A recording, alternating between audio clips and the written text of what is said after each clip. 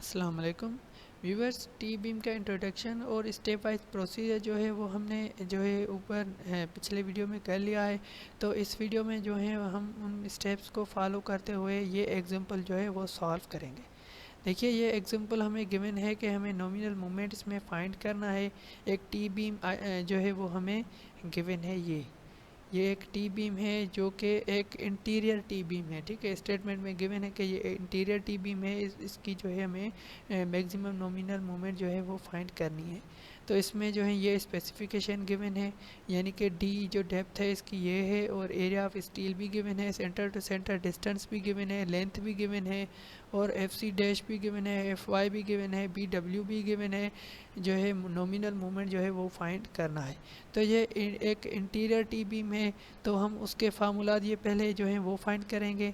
एक लेंथ से हम जो है वो फाइंड कर रहे हैं, तो वो 78 इंच जो है वो विड्थ ऑफ फ्लेंज आ रही है। एक बी जो है थिकनेस और वेब की जो विड्थ है उसकी डिपेंडेंसी से जो है वो वैल्यू निकाल हैं, तो वो भी 85 इंच आ रही है। और जो सेंटर टू सेंटर डिस्टेंस वाले फार्मूला से हम जो ये फाइंड कर रहे हैं, तो वो 156 इंच जो है वो मिल रहा है। तो हम पीछे पढ़ के आए हैं कि इनमें से जो भी लोवेस्ट वैल्यू होगी वो हम यूज़ करेंगे। तो इन तीनों में से ये वाली जो है वो लोवेस्ट वैल्यू है, तो इसको हम जो है यहाँ पे यूज़ करेंगे।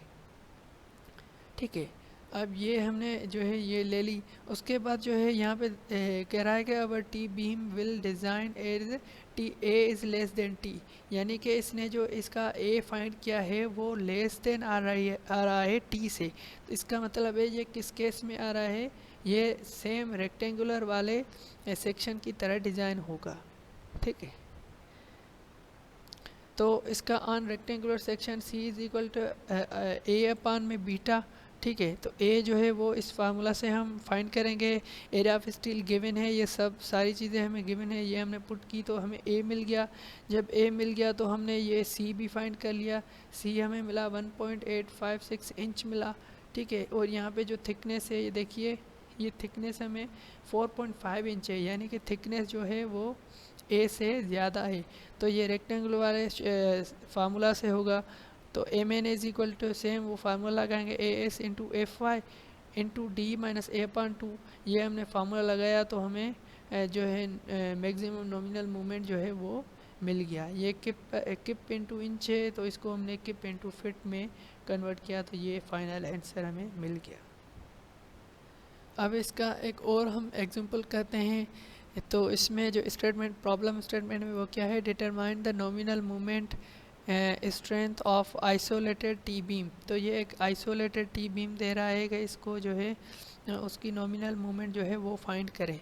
विच एरिया इज़, जो इसमें एरिया जो इसने दी है वो 12.4 इंच स्क्वायर दी है, एफ सी डैश भी इसने दी है, एफ आई भी दी है, और विड्थ ऑफ वेब भी दी है, और विड्थ ऑफ फ्लेंज भी इसने दे दी है। ठीक है, तो ये एक आइसोलेटेड टी बीम है, तो इसने जो है वो डायरेक्टली सारी चीज़ें thickness of flange, thickness width of flange जो है इसने डायरेक्टली दे दी हैं। तो इसमें हमें जस्ट डिटरमाइन करना है कि ये नॉमिनल मूवमेंट इसका कितना आएगा। तो पहले हम जो है ये केस इसका जो है वो सॉल्यूशन में पहले हम देखेंगे ये किस केस में आ रहा है। आइदर जो इसका ए है वो लेस देन टी आ रहा है या ग्रेटर देन टी आ रहा है, तो उस हिसाब से हम इसके फार्मूलाज यूज़ करेंगे। तो A is equal to A S F Y upon 0.85 F C dash into B है। ये जब हमने इसमें लगाया तो हमें 8.10 इंच, यानी कि ये थिकनेस जो है वो 7 इंच है, और ये ए जो है वो 7 से ज़्यादा आ रहा है। तो ये केस नंबर 2 में चला जाएगा। तो केस नंबर 2 जो है वो कह रहा है कि T is equal to C1 plus में C2। तो C1 और C2 के हमने फार्मूला पहले लेक्चर में डिस्कस किए थे, इस टी बीम के पहले लेक्चर में, यानी कि वो लेक्चर नंबर 5 था जो है डिज़ाइन ऑफ बीम का।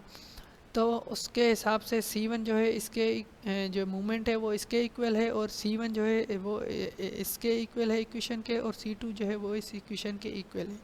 तो ये C1 हमने इसमें पुट किया, तो ये जो है एक इक्वेशन बन गई। तो ये सारी हमें वैल्यू गिवन है, बट ये जो ए है वो हमें गिवन नहीं है। क्यों गिवन नहीं है? क्योंकि हम ये फार्मूला अब यूज़ यहाँ पे नहीं करेंगे, क्योंकि ये केस 2, ये केस 1 का फार्मूला है। हमें केस 2 में ये चीज़ें केस 2 की मिल रही हैं यहाँ पे, तो केस 2 के हिसाब से हम इसको फाइंड करेंगे।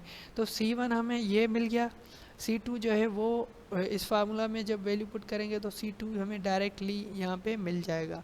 बट C1 जो है वो उसमें ये ए है, ये जो ए है वो गिवन हमें नहीं है। ठीक है, तो अब हम क्या करेंगे, ए जो है वो सॉरी जो टी है वो इक्वल होता है C1 प्लस में C2। ठीक है, बट जो टी है वो जो है वो इक्वल होता है A S into F Y. तो ये ए एस भी हमें गिवन है, एफ वाई भी हमें गिवन है, तो वो हमने रख लिया इस इक्वेशन के इक्वल। तो ये एक फॉर्म बन गया। अब इस इक्वेशन से हम जो है ए की वैल्यू फाइंड कर लेंगे, तो ये ए की वैल्यू हमें मिल गई। जब ए की वैल्यू मिल गई तो हम C1 की इक्वेशन इसमें हम पुट करेंगे ए को, तो ये C1 भी हमें मिल जाएगा। जब C1 और C2 दोनों मिल गए तो जो है वो इस फार्मूला जो नॉमिनल मोमेंट का ये फार्मूला था, इसमें जब हम इसको पुट करेंगे तो नॉमिनल मोमेंट भी हमें फाइनली यहाँ पे मिल जाएगा। और सी भी फिर हम अगर ए हमें मिल गया तो सी भी हम जो डेप्थ ऑफ न्यूट्रल एक्सिस है वो भी यहाँ पे हम फाइंड कर लेंगे, और फाइनली हम उसकी फिगर भी बना लेंगे कि इतने डिस्टेंस पे न्यूट्रल एक्सिस है, और जो है वो इतना इसका जो डेप्थ ऑफ कंप्रेसिव ब्लॉक है, और जो इसका मैक्सिमम नॉमिनल मोमेंट है वो भी इतना है। तो आप कमेंट बॉक्स में ये मुझे बता सकते हैं कि इसका आपके पास कितना आंसर आ रहा है, तो मैं चेक करके आपको रिस्पॉन्स करूँगा। ठीक है, तो ये टी बीम का जो है 2 एग्जाम्पल भी हो गए, और जो है वो उसके पहले स्टेप वाइज प्रोसीजर भी हो गया, और इसका एग्जाम्पल भी हो गया। अब लास्ट में आपके लिए एक और मैं असाइनमेंट दे रहा हूँ। ये एक जो है बीम है, आपको इसकी जो है वो टेंशन स्टील प्रोवाइड जो करनी है उसका अमाउंट आपको डिटरमाइन करना है, और जो है उसके बाद जो है इसका नॉमिनल मूवमेंट और एरिया ऑफ स्टील भी आपको फाइंड करनी है। अगर आपसे ये नहीं हो रहा तो आप मुझे कमेंट कर सकते हैं, फिर मैं आपको जो है इसका सॉल्यूशन भी भेज दूंगा। ठीक है, तो वीडियो को लाइक करें, सब्सक्राइब करें, और दोस्तों के साथ भी शेयर करें, ताकि मैं मज़ीद वीडियोस भी बनाकर आपको पहुंचा सकूं। तो वीडियो देखने का बहुत शुक्रिया। अल्लाह हाफ़िज़।